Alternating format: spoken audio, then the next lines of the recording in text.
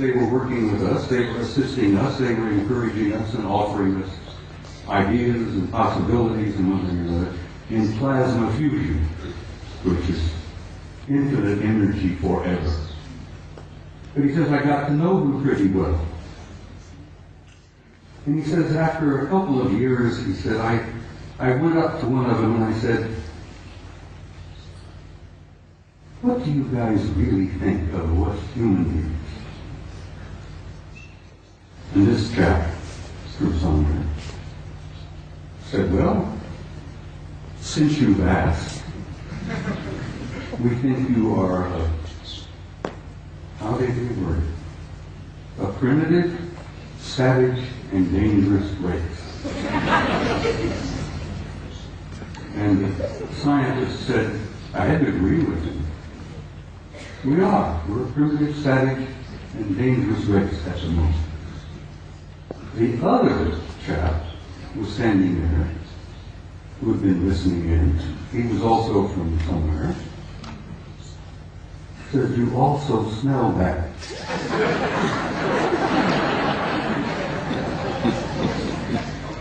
You humans stink. In nothing personal, mind you know, we find that you don't smell good. And the scientist said, my first thought was, I didn't spray under my arms this morning, but maybe. And they tried to explain that we humans have a psychic odor about us that they pick up and they find it terribly offensive. But it hit me between the eyes because when I was a boy growing up, my grandmother used to say, if we could only see ourselves as others see us, it helps so much to develop our integrity and our character and all that.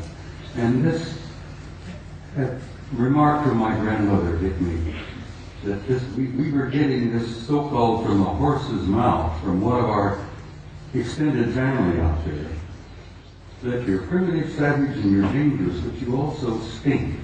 And I thought that was humorous, and I shared it with Gogo, and she said, please include that in your presentation. So Gogo, bless your heart, I did that for you, Good night, everybody.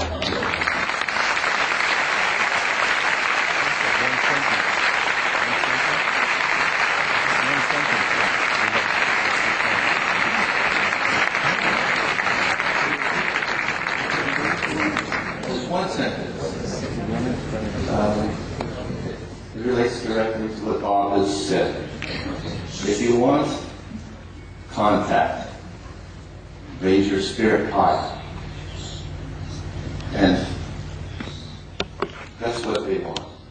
Because they don't want to mix with you with your savage beasts. It's that simple.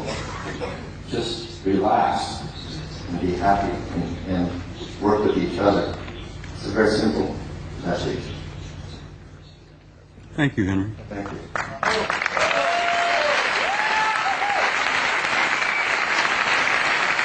If you want to learn more about Henry Deacon, he is on our site. We have a lot of very long transcripts all about who he is, some of where he worked, and about Mars. We also have a video called Jump Room to Mars, in which David Wilcock and Bill Ryan and I discuss some of what he told us.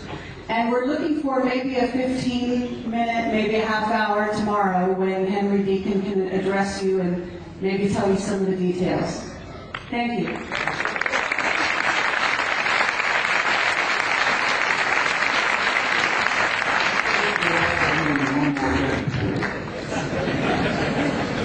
I must add this.